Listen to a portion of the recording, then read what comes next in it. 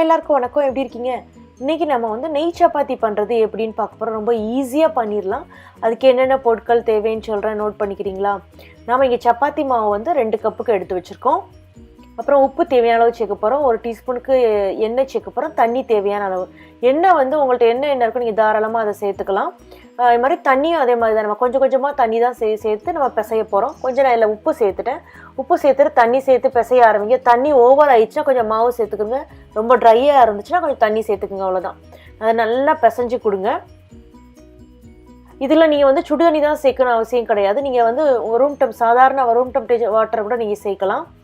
சேர்த்து பிசைஞ்சிட்டு அதுக்கப்புறம் எண்ணெய் ஊற்றி நல்லா பிசைங்க. பிசைஞ்சதுக்கப்புறம் நம்ம சப்பாத்திக்கு தேவையான உருண்டைகளை நம்ம பிடிச்சி வச்சுக்கிற போகிறோம்.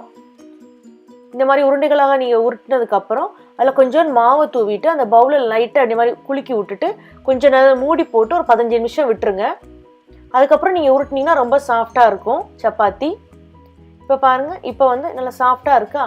இப்போ நம்ம இதை உருட்டி எடுத்துடலாம். இந்த ஃப்ளாட்டான சர்ஃபேஸில் கொஞ்சம் மாவு போட்டுட்டு அதில் வந்து நீங்கள் அந்த சப்பாத்தி நல்லா ரோல் பண்ணுங்கள். அது எவ்வளோ தூரத்துக்கு நல்லா ஈச்சு எடுக்க முடியுமோ அந்த மாதிரி நல்ல அளவுக்கு இழுத்து எடுத்துட்டு இதில் நான் நெய் எடுத்து வச்சுருக்கேன். அந்த நெய்யை நான் மேலே பரப்பி விட போகிறேன். பாருங்கள், சப்பாத்தி நல்லா ஈஞ்சி கொடுக்குது இல்லையா? அதனால நம்ம நல்லா பிசைஞ்சிருக்கோம். நல்லா பிசையும் போதே நல்லா 2-3 தடவை நல்லா அழுத்தி பிசைஞ்சு எடுத்தீங்க அப்படின்னா இந்த மாதிரி நல்லா சப்பாத்தி நல்லா எலாஸ்டிக்காக வரும். இப்போ அதில் நான் கொஞ்சம் நெய் சேர்த்துட்டு நல்லா நெய்யை எல்லா இடத்துக்கும் நல்லா பரப்பி விட்டுருங்க. பரப்பி விட்டுட்டு நம்ம இதை அப்படியே மடிக்க போகிறோம். துணி மடிக்கிற மாதிரி இந்த மாதிரி மடிச்சிருங்க.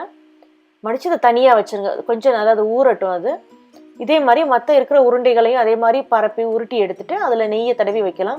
இங்கே நீங்கள் நெய்க்கு பலக வந்து பட்டர் இருந்தால் பட்டரை உருக்கி தடவலாம். நல்லெண்ணெய் இருந்துச்சுன்னா நல்லெண்ணெயை உருக்கி தடவலாம். அதுவும் ஒரு ஈஸியான மெத்தடு. அப்படி இல்லைன்னா நீங்கள் ஏதாவது கொத்தமல்லி சட்னியோ புதினா சட்னியோ செஞ்சு வச்சுருந்தீங்கன்னா அந்த சட்னிகளையும் இதில் நீங்கள் பரப்பி நீங்கள் இதை மாதிரி உருட்டி எடுக்கலாம். இப்போ நீங்கள் அதை தனித்தனியாக முதல்ல உருட்டி வச்சதுக்கப்புறம் நீங்கள் வந்து முதல்ல உருட்டி வச்சுருப்பீங்க இல்லையா, அந்த சப்பாத்தியை எடுத்து இந்த மாதிரி சதுரமாக உருட்டிடுங்க. நல்லா பராட்டா மாதிரி வரும். இது நல்லா ஹெவியாகவும் இருக்கும்.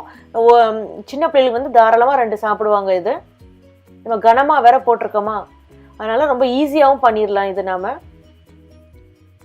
இது வந்து குழந்தைங்களுக்கு லஞ்ச் பாக்ஸில் ஈஸியாக கொடுத்து விட்றலாம். நீங்கள் பெரியவங்களுக்கு லஞ்ச் பாக்ஸ் கொடுக்குறதா இருந்தாலும் அவங்களுக்கு இதில் லஞ்ச் பாக்ஸில் வச்சு கொடுத்துடலாம். இதுக்கு நீங்கள் உங்களுக்கு இந்த மீன் சட்னி கொரியாண்டர் சட்னி ஏதாவது வச்சிங்கன்னா அதுக்கு கூட்டு எதுவும் தேவைப்படாது தொட்டுக்கிறதுக்கு. இதையே நீங்கள் கொடுத்துடலாம். குழந்தைங்களுக்கு இனிப்பு பிடிக்கும்னா தேங்காய் பூ வெள்ளத்தை நீங்கள் வந்து இது இடையில வச்சு அதை கூட நீங்கள் உருட்டி கொடுக்கலாம். வெளியெல்லாம் வராது. இப்போ நீங்கள் தவால போட்டு 2 பக்கமும் நல்லா பொன்னிறமாகிற வர ஓரளவு நல்லா ஆகிற வர போட்டு எடுத்துருங்க. இதுக்கு நம்ம எண்ணெய் எதுவும் சேர்க்க வேண்டாம். தவால போடும்போது ஏற்கனவே உள்ளக்க நம்ம நெய்யெலாம் போட்டிருக்கோம் இல்லையா, அதனால தான். இந்த தோசை கரண்டியை வச்சு நல்லா அழுத்தி விடுங்க. அப்போ தான் வந்து எல்லா இடமும் நல்லா வேகும். இன்றைக்கி நான் வந்து இது மட்டன் குழம்பு வச்சு நான் சர்வ் பண்ண போகிறேன். மட்டன் குழம்பு எப்படி செய்கிறதுங்கிறது ஏற்கனவே நான் சமையல் விருந்தில் போஸ்ட் பண்ணியிருக்கேன். அந்த வீடியோவில் அட்டாச் பண்ணி விட்றேன், பார்த்துக்குறேங்க. நீங்கள் வந்து வேறு ஏதாவது வெஜிடபிள் குருமா இருந்தால் கூட வச்சு சாப்பிட்லாம். நான் முன்னாடியே சொன்ன மாதிரி கட்டாயம் குழந்தைங்களுக்கோ பெரியவங்களுக்கோ லஞ்ச் பாக்ஸ்க்கு ஈஸியாக செஞ்சு கொடுக்கக்கூடிய ரெசிபி இது உங்களுக்கு. இதுக்கு வந்து ரொம்ப வேலை எடுக்காது, நீட்டாக வேலை முடிஞ்சிடும். அது மாதிரி நம்ம பேக் பண்ணி கொடுக்கும்போது குழந்தைங்களுக்கும் ஈஸியாக பண்ணி கொடுத்துடலாம். இதை ட்ரை பண்ணி பாருங்கள். பார்த்துட்டு உங்கள் கமெண்ட்ஸை சமையல் விருந்தில் போஸ்ட் பண்ணுங்கள். இந்த வீடியோவை லைக் பண்ணுங்கள், சேனலை சப்ஸ்கிரைப் பண்ணுங்கள். கூட பெல் சிம்பிளை நீங்கள் கிளிக் பண்ணிட்டீங்கன்னா நான் அப்டேட் பண்ணுற வீடியோஸ் உடனே பார்க்கலாம். நம்ம இன்னொரு வீடியோவில் சந்திக்கலாம். நன்றி, வணக்கம்.